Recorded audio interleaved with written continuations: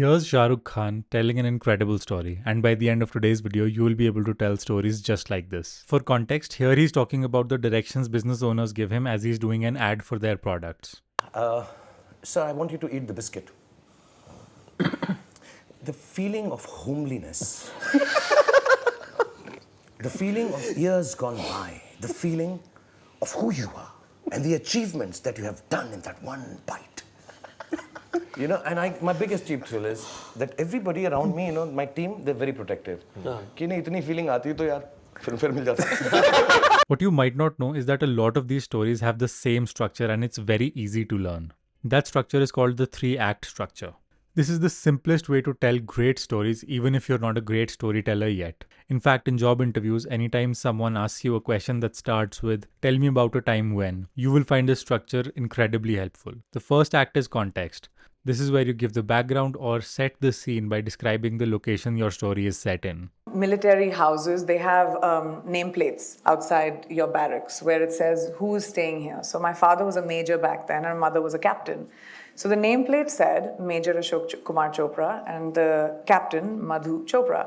So I looked at it when it was being installed and it was hammered into our house, and I asked my father. I must have been in kindergarten, I think, that time. Now that she's set the context, watch how she adds a moment of tension to build up anticipation for the resolution. So KG mein baith ke, I asked my father, I said, do I live in this house? And he said, yes, you do. So I said, then why is my name not up there? And here's the third act, which is the resolution. This is where she releases the tension. And my dad changed the nameplate. And it said Priyanka Mimi Chopra KGB. Anytime you're telling a story that is meaningful, it's helpful to call out the lesson or the moral of the story like this. That is what I mean. Giving me a sense of self, not making fun of me, not saying, "Dekha isne kya bola tha, see how funny that was." It was not funny.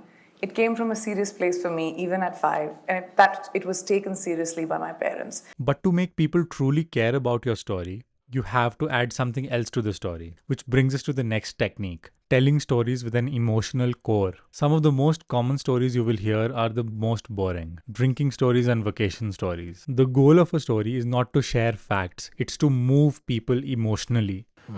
For God's sake, I'm going to be a dwarf in the next film. And I want everybody on your podcast, if anybody ever comes to me and tells me anything like, reminded of Chakdi. A small girl. I will kill them. I will kill people. That's how you connect with people, whether it's a job interview or a date. Watch Baman Irani tell a story here. He first starts out by stating his initial emotion. The fatherless child, and I never spoke. I had a lisp, and I stammered, and I squeaked, and I speak like this. And once he set that up, he talks about a specific moment where something changed for him. And I was in the school choir. And my mom is sitting there, and she's looking at me, and she's smiling and smiling. And I never used to smile.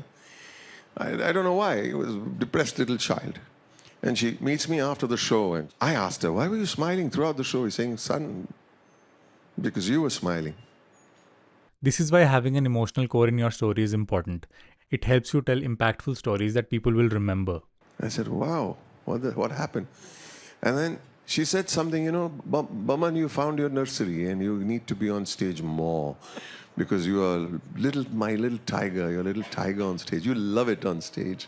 And I do. I love the wooden stage. I love the mic. I love the lights. And I love you all, And if you'd like to be able to do all this without even thinking about it, make sure to join my email list using the link in the description box and the pinned comment. Now, you can have the best story in the world, but if you don't start off strong, people will lose interest. Sticking with the theme of keeping attention, the best way to do that is to use the 2 C's of hooking people: curiosity and contrast. If you start off by making people curious, you're much more likely to keep them engaged through your story. Here's an example. I mean, John is like the opposite of what I expected. I'd never met him. You can't help but wonder what John Cena was like. Or you can use contrast, which is even more powerful. Here's an example from Steve Jobs. Woz and I started Apple in my parents' garage when I was 20. We worked hard, and in 10 years, Apple had grown from just the 2 of us in a garage into a $2 billion company with over 4,000 employees. We just released our finest creation, the Macintosh, a year earlier, and I just turned 30. And then I got fired.